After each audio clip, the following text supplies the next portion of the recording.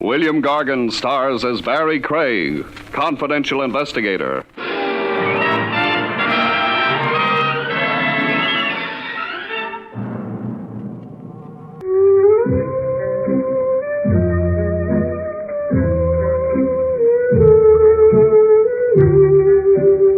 Barrie Craig speaking.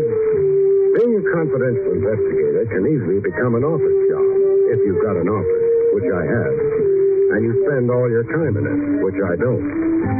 Clients cross you up sometimes, though. Joey Carter made a stab in that direction on this particular day. I had a meal at Willie's Wagon, if you could call it a meal. You're getting sentimental. Which reminds me, there was a guy in here looking for you about an hour ago. Oh? Nervous little punk. I gave him your office address. He must have missed me. An hour ago, I was on my way here. Yeah? What was he nervous about? He didn't whisper nothing in my cell like this. Then how'd you know he was nervous? He couldn't keep his hands from trembling. The one that was holding the gun, I mean. Willie had nothing more to offer except the coffee I'd already turned down, so I got out. After Willie explained that my prospective client hadn't exactly been waving his gun around. He'd just been clutching it in a side pocket.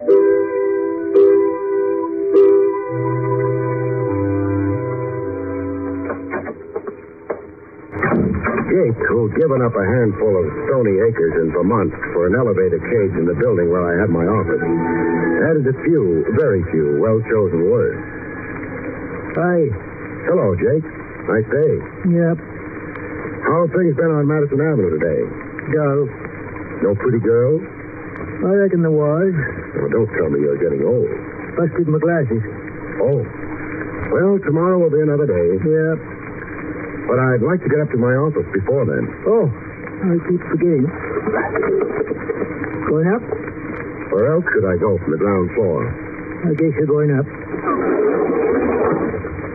Other fellow went up, too. Which other fellow? One looking for you. Well, thanks for letting me in on it. Was he a small man? Yeah. Nervous? Yep. Said he'd wait for me in the office? Yeah. Didn't come down either. Which means he's still up there, unless he used the back stairs. Yeah. Did he mention why he wanted to see me? No. He was carrying a gun, wasn't he? Oh, you heard about him? From Willie. He tried to get a hold of me at the wagon, but... Fella drink any of Willie's coffee? I don't know. You better hurry on to your office, because if that fella did... Yeah? He'll be needing major surgery. You're exaggerating. Well, I had some of that coffee when I first come to town, before I knew better. You're still alive? Yeah, but mighty feeble. You just hear something, Mr. Craig? Your buzzer. Somebody's ringing for you downstairs. No, what's the matter with them? Can't they walk up a few stairs? They may never have used your elevator before. You want again? Noisy fellas. Excuse me. Not at all. Jake's elevator headed downstairs at considerably less than the speed of light. I headed for my office, in no particular hurry. I don't like small men with guns. Sometimes they get to thinking they need a gun as an equalizer. It might be psychological, but bullets never hurt of Sigmund Freud. I didn't spot him when I first got into the office. It was late afternoon. The dying sunlight didn't quite make it to the corners of the room. It was in a corner that my client was waiting for me. A lonely corner. The loneliest of all. The corner where a man creeps to die. The knife went in under the left shoulder blade and pierced the heart. He died maybe an hour ago. Death was not instantaneous. There's no identification on him. Labels on his clothes have been ripped off. Until further notice, he'll go on the books as John Doe, deceased. Briefly and beautifully put, Lieutenant Rogers. Let's not be formal, Barry. You, taking Junior with you? Mm-hmm. Maybe we'll turn up something with his fingerprint. The odds are good. The gun he was carrying had its serial number filed off. Professional. Yeah. Makes it funny, though. Why? His prints are on record. Whoever killed him must have known that. Why bother with stripping the body of identification? Time, maybe. I suppose. He was trying to get in touch with you. Somebody was anxious about that. I'd imagine so. Somebody's anxiety killed John Doe. Looks that way. We'll find out who John Doe was sooner or later. Once we get that, we might be able to make a good guess about why he wanted to see you. That's possible. The boy with the knife wouldn't care for that. He might try using that knife again. Be careful, will you, Barry? It was good advice, but how can you be careful when you don't know what you've got to be careful about or who? Tracing John Doe was taking time. Time in which the sun dived behind the high stone walls of the city and got lost. Time in which I got tired of sitting around in the darkened office and staring into a corner where nothing was anymore. So I got out. I buzzed the elevator quickly and settled down to wait. But the elevator started up fast. I didn't think much of it until it was close to my floor. Then I thought in a hurry. In all the years Jake had been piloting that elevator, he'd never responded that fast. I moved back, pulling at the gun in my pocket. I didn't make it by the time the elevator door opened, so I dived for the carpet. I made a mental note to speak to the management. That carpet hadn't been swept in months.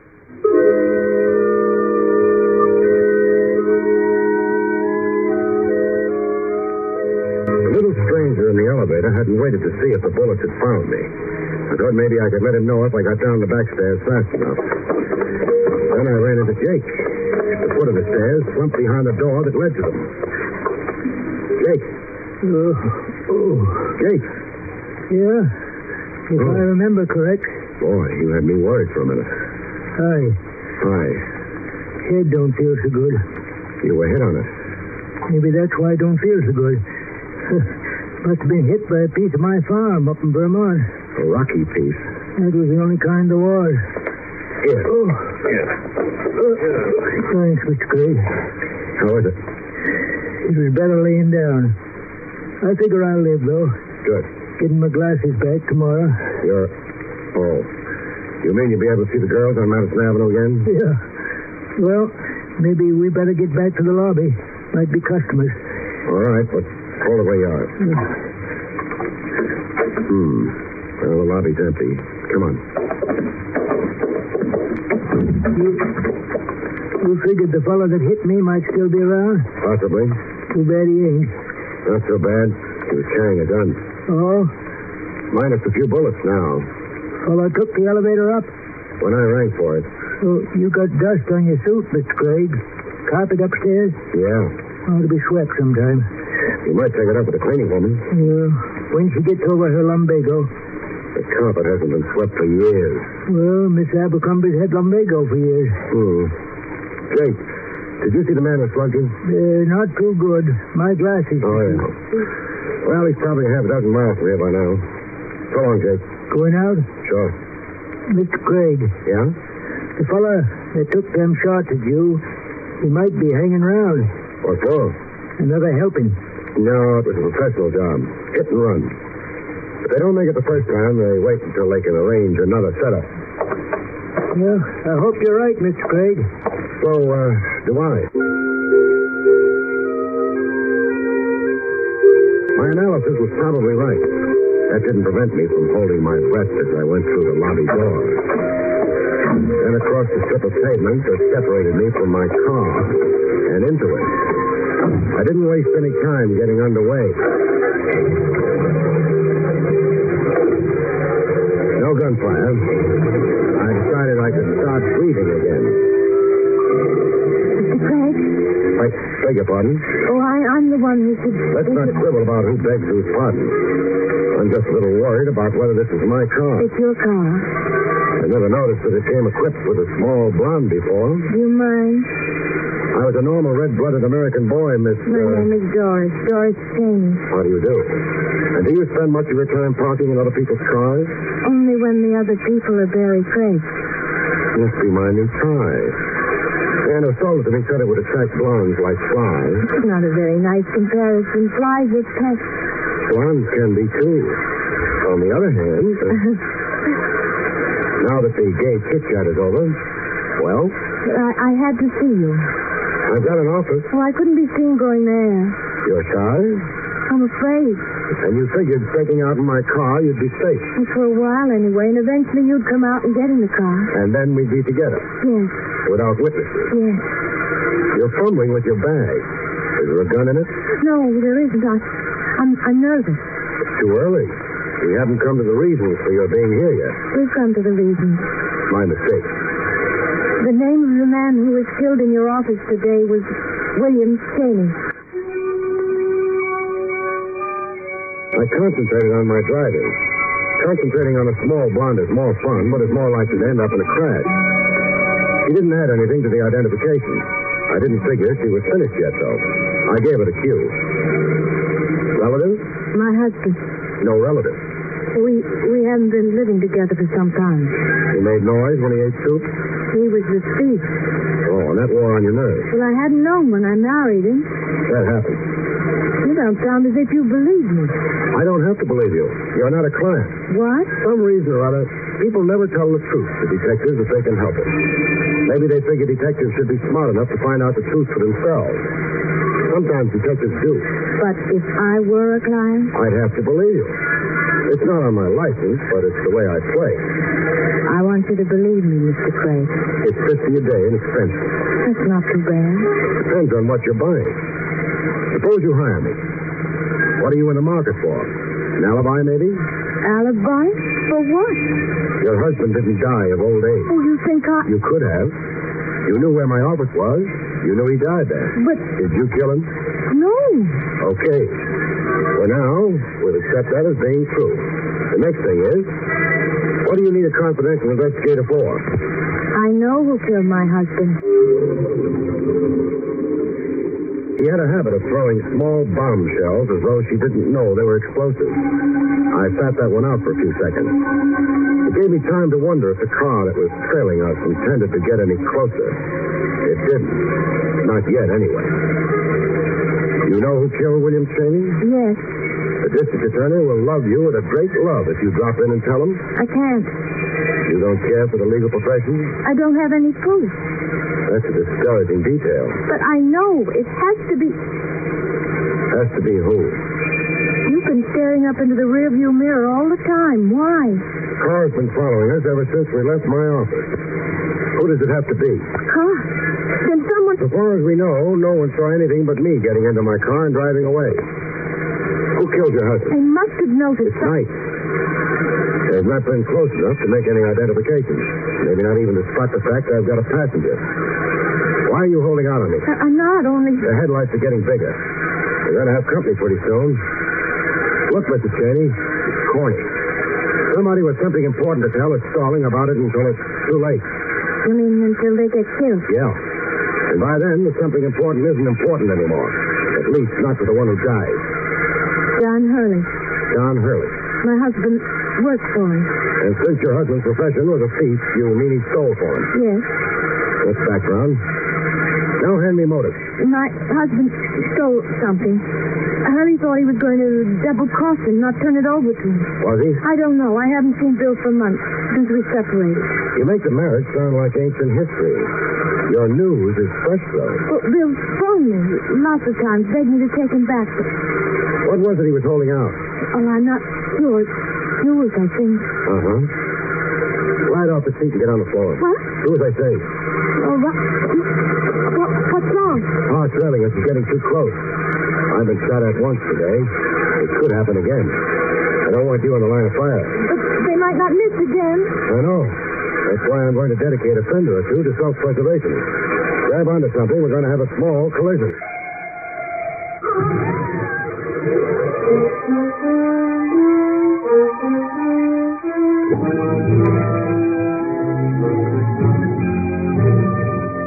Well, what happened immediately after I cut my car in front of the one coming up behind, you'll have to consult somebody else. Obviously, both cars spun, slid across the street, and wound up attacking a lamppost. I was among those present, sure, but I wasn't sitting up and taking notice. I was lying down and being unconscious. Oh. Barrie. Oh. For a little while, I thought maybe my sins had been overlooked, and I was in a better place. But what would the voice of Lieutenant Rogers be doing in a better place? I guess you're alive. Thanks. Oh, ouch. I could have told you this is no time to brush your hair back. It's my older brother who has two heads. Maybe I'm my older brother. that lump you're fondling isn't another head. Oh. Fred. Yes? News. You and another car had a collision with each other and the lamppost. That I remember, partially anyway. Except the collision was intentional. Oh? I'll explain later. You keep going. Well, a crowd collected immediately, but despite that, or maybe because of that, whoever was in the other car disappeared. Too bad. However, that crowd probably saved my skin. The car was trailing mine, Trav. Outran me. I figured it would probably outgun me, too, so I had an accident. For a man with a thick skull, that was probably the brightest thing to do. Thank you, Lieutenant. I don't feel very much like making sudden movements with my head. That's why I haven't looked around, but, Trav, does there happen to be a small blonde on the premises? I've looked around. Not even a big blonde. Means the crowd gave her an opportunity to duck out, too. Trav. Yes? Hasn't the police department got a couple of other lieutenants they occasionally use? I was phoning your place when you left. I got Jake. Oh. And the news from Vermont was? You'd left. With another car on your trail. So you sent out an alarm? Yep. Thanks. What were you phoning me about?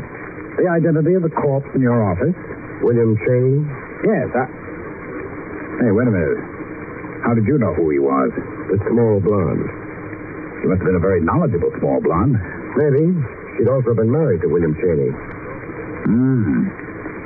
And wanted you to do what?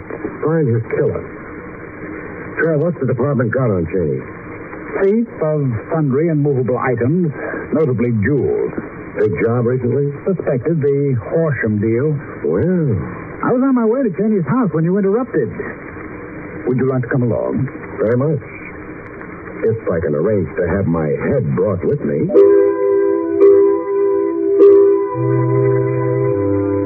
But I was pleasantly surprised. My head stayed with me. We got to Cheney's place. Cheney, understandably enough, wasn't home. Neither was the necklace. We made sure of that. Well, wherever he hid it, it wasn't here. No. Funny thing. You can see his wife left him. Not a dress in the place or a pair of women's shoes, but he's kept her furniture around. Yeah. He wanted her to come back. I guess he didn't disturb anything. No. Her cosmetics all over the place. Perfume stuff. Yeah. Nice perfume. Hey. What? Newspaper. So I see. What was the idea of fishing it out from under all the used face tissues? Front page article was folded to. Paper's 3 days old. Horsham story broke 3 days ago. Which means Cheney was on the run for 3 days before they got to him in my office. Maybe he had the necklace on him? Then they'd have lost interest in me. But they didn't. No. Then the necklace is still among the missing. So far as Horsham, who owns it, is concerned, and so far as, who else? So far as John Hurley is concerned, I think. The small blonde gave you Hurley's name? Yeah. It might be a lead. Why not try it? John Hurley's been a bad boy for some time now. The department's got lots of warrants out for him. Trouble's been, nobody's found him to serve them on him. He must be around. Oh, I'm sure he is. Not half as sure as I am. I'm the one he's been spraying bullets at. We can always issue another warrant. I don't doubt it. The only thing is, I'd like to be around when it happened. Around and alive. That, for the time being, was that. Trav returned to wherever lieutenants of police return in the middle of the night, and I got some work done. Not finding Hurley. No private detective can come even close to the police when it comes to tracing people. The thing is, I didn't waste time looking for Hurley. I concentrated on a small blonde. According to what your fleet dispatcher tells me, you guys work the cab stand here tonight. That's right, Bud. 3 of you. The one I want is the one that knows a guy named Cheney. The address is 2906. Larchmont. Apartment 3B. You're the man I want. You generally take his calls? Yep. You other guys, $5 a piece make you happy? Yeah, okay. Okay. Now, this Cheney was married, wasn't he? You digging up stuff for a divorce? No. Matter of fact, you won't be called upon to testify to anything. You know what his wife looks like? Yeah. Blonde. Small. Fine. Now, maybe she did this during the daytime. If she did, I'm stuck. But I've got a feeling the nighttime is the time a gal generally moves out. Some time ago, she left Lossman with suitcases, but no husband. You're not guessing. Not anymore. She used your cab? Yeah. Where'd you take her? The other guys rated 5 apiece. You rate 25. Thanks. 3912 East 67. Thanks. Maybe I just wanted to see a small blonde again. It's one of the pleasanter things that happens to a private detective. But that wasn't the way I saw it, which could be why I didn't feel pleasant when I got to Doris Cheney's place. Who is it? Barrie Craig. I can't. Mrs. Cheney. Oh, all right. Come in. Thanks. Hello, Craig. Hello. You'd be Hurley, wouldn't you? Not only would be Craig, Ann. Speak softly and carry a big gun. You've got a gift, Craig. Gift of expression. I couldn't have thought of that in a year. Maybe you never tried. Now I've seen the gun, you can put it away. You're too broad across the shoulders, Craig. You wouldn't have much trouble handling me. If I didn't wave the gun around, so to speak. I don't anticipate much trouble anyway. Dear me, don't tell me you're one of those unbelievable characters who isn't afraid of a gun. Of course I'm afraid of a gun. Well, then? I can't see any reason for you to use it on me, that's all. Let's hope so, however skeptical we are. Hope I didn't damage your car too badly. Doesn't matter, wasn't mine to start with.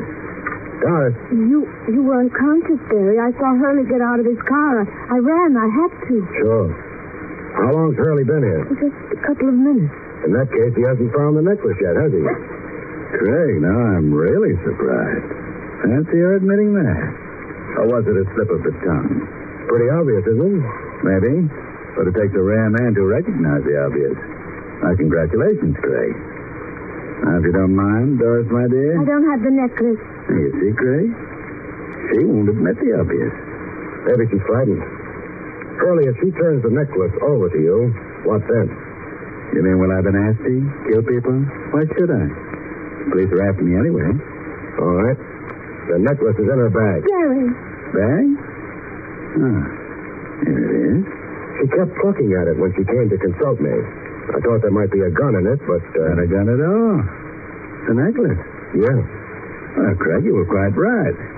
There's no need for me to bother you at all. Oh. Please drop your gun, Mr. Hurley. I'm terribly nervous. I might... I dropped it. Comes of having eyes for only the mercenary. And I should have kept them on you. Please, Barry, call the police. Yeah. No question about Hurley being the man who trailed us in that car. The man responsible for the jewel robbery. The phone? Oh, yeah.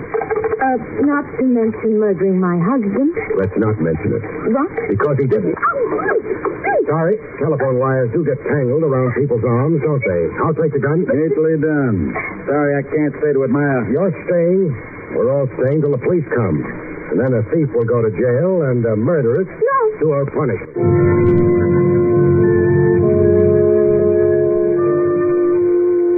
Some of it I've got, Barry. Fine, Fred. Whoever killed Cheney took the necklace. But Hurley was still after it, so... He didn't kill Cheney. More than that, Fred, if Hurley had the necklace, why would he have bothered keeping after me? Well, but Doris did. Doris had to. He had to find out if Cheney had told me about her part in the deal. Hurley wouldn't have cared. Oh, that's true enough. So Hurley hung around, stalking Jake on the head. And it was Doris in the elevator, wasn't it? Yeah, she missed. Jake was knocked out. All she did was walk out the front door and wait in my car. Fits together nicely. I'd like something a little more dramatic, though. Oh, I can supply that, too. Doris told me she'd left her husband months ago. Hadn't had any contact with him except over the phone. Well, he could have told her about the robbery over the phone, so that didn't prove anything. But when we were in Cheney's apartment, we found a newspaper under used facial tissue. Used by a woman, naturally. Hey, that's right. And the paper was 3 days old. 3 days old, which meant Doris hadn't split up with Cheney till after the robbery, which meant she lied. which means a 3-day-old newspaper is going to hang her.